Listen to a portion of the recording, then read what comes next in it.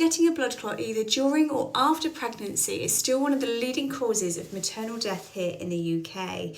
And the latest Embrace data highlights that it is the biggest reason, sadly, for maternal mortality between 2021 and 2023. If women have risk factors for developing a blood clot either during pregnancy or following birth, then there will be recommendations made to have blood thinning injections to take yourself. Other ways to reduce the chance of blood clot include keeping yourself really well hydrated, so drinking plenty, though no more than 2.5 litres a day, and also using thromboembolytic stockings, so using the compression stockings too. Midwives assess risk factors during the booking appointment, and if you score usually 4 or more, that requires antenatal blood thinning injections. After birth, there are lots of reasons why you might be recommended to have blood thinning injections. This is all taken off of the RCOG Green Top Guideline, which was published in 2015 and is currently going through an update. There are some challenges with the length of time women are recommended the blood thinning injections for, and I'll go through that now. So across the country, if you score less than 2, you don't require blood thinning injections. If you score less than 2, hydration and potentially stockings if you're a little bit immobile will be recommended. When you're mobile, up and moving around, then of course the stockings can go. Anyone who is intermediate risk, so that orange risk, needs at least 10 days of having the blood thinning injections. Anyone who's high risk has at least 6 weeks.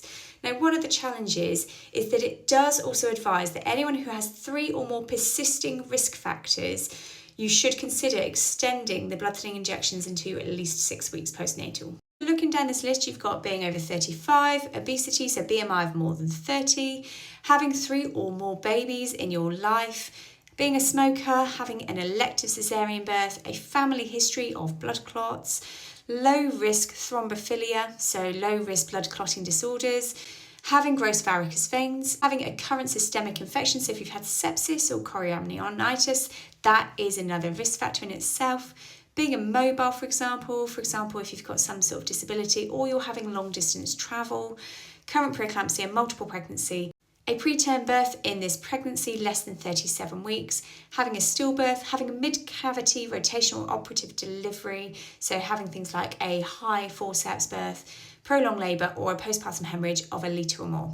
The moderate risk factors include having an unplanned caesarean birth, so when you've gone into labour, having a BMI of more than 40, having a readmission into hospital for things like infection, for example, any surgical procedure except for the repair of the perineum. So it might be that you've needed a manual removal, for example, maybe there has been a postpartum hemorrhage that you've had to go back for, and also any sort of medical comorbidity, so things like cancer, heart failure, having things like lupus, for example, having things like type 1 diabetes, sickle cell disease. And those that are highest risk that need at least 6 weeks include having had a previous blood clot, anyone who's had the blood thinning injections during their pregnancy, if they are really at high risk of having a blood clot themselves. And what your midwife will do is score you immediately post-birth and also before discharge.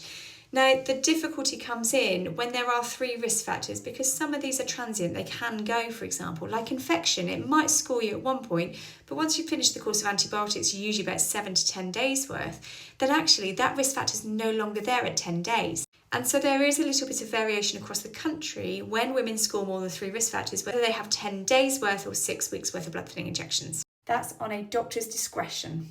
Now, the aim of the blood thinning injections is to help reduce the chance of blood clot, but it's important to note that some low molecular weight heparins, that's the blood thinning injections, are derived or made from porcine, which is pigs. So if you're vegan, for example, unable to have pork products, you may want to discuss with your healthcare provider for an alternative blood thinning injection. There are some that do not contain this and are not made directly with this. It is used to make it more bioavailable within the body, but there are alternatives that are available. So have a conversation with your doctor if this is the case.